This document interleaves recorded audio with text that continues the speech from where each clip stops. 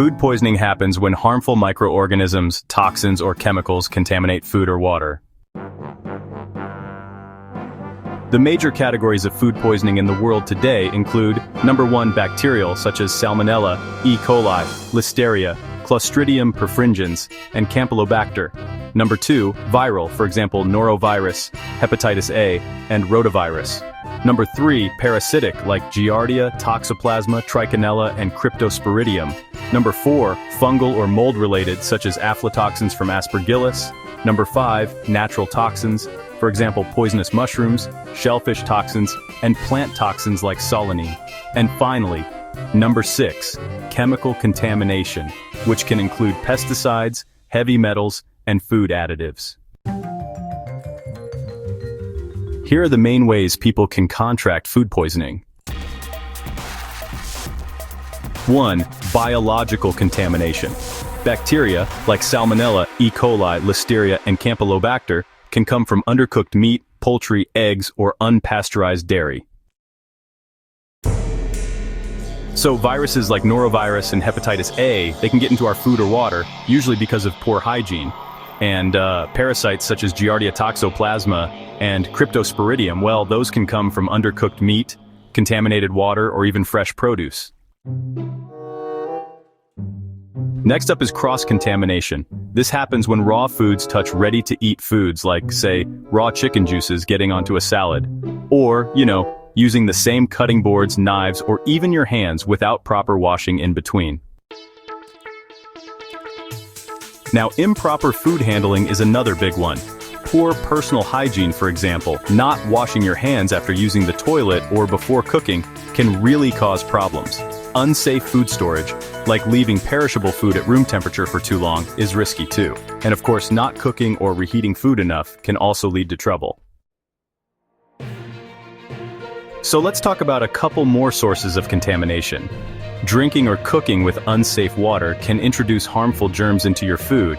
And, even ice made from contaminated sources can be risky. Then there's chemical contamination, which includes things like pesticide residues on fruits and vegetables, or heavy metals, like mercury in fish. And of course, sometimes cleaning agents can accidentally come into contact with food, leading to contamination as well. Now moving on to natural toxins. Some foods like poisonous mushrooms, certain beans, or cassava can be dangerous if they're not properly prepared. Shellfish can also become contaminated with marine toxins, making them unsafe to eat. And yeah, mold toxins, like aflatoxins that can develop in peanuts or grains, are another concern when it comes to natural sources of food poisoning.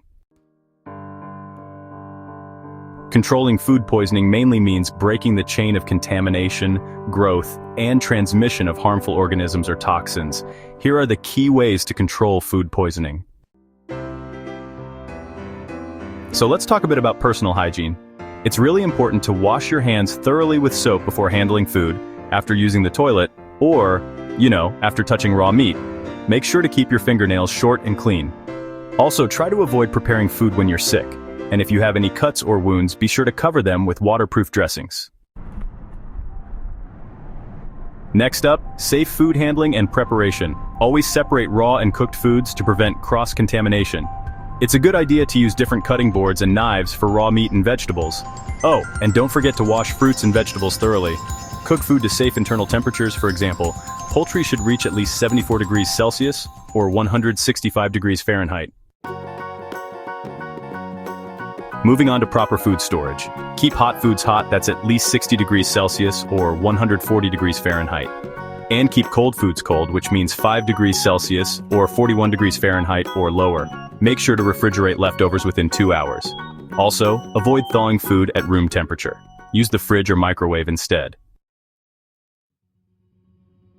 So, drink and cook with clean, safe water. Make sure to wash utensils, plates, and surfaces with hot, soapy water, And hey, don't forget to regularly sanitize kitchen sponges and cloths. Buy food from reputable suppliers. Always check expiry dates and packaging integrity, just to be safe. And yeah, avoid consuming raw or undercooked seafood, eggs, or unpasteurized dairy. Avoid wild mushrooms or unknown plants. Wash produce well to remove pesticides, that's really important. Store grains, nuts, and cereals properly to prevent mold, like aflatoxins. And of course, keep chemicals such as detergents and insecticides away from food storage areas. So in summary, the key steps are pretty simple. Clean, separate, cook, chill, and source safely. If someone has eaten contaminated food and is showing signs of food poisoning, here's what you should do. First, you need to recognize the symptoms. These can include nausea, vomiting, stomach cramps, and diarrhea. You might also notice fever, chills, or a headache. And in more severe cases, symptoms like dehydration, bloody stools, or even confusion can happen. So the immediate steps you should take are pretty straightforward. First, get some rest and allow your body to recover. Next, rehydrate by sipping clean water, oral rehydration salts, or clear broths to replace fluids and electrolytes. If you feel up to it, eat light. Try to stick to bland foods like rice, bananas, or toast once vomiting has settled down. And it's important to avoid alcohol, caffeine, fatty, spicy, or dairy foods for now. There are a couple of things you definitely should not try.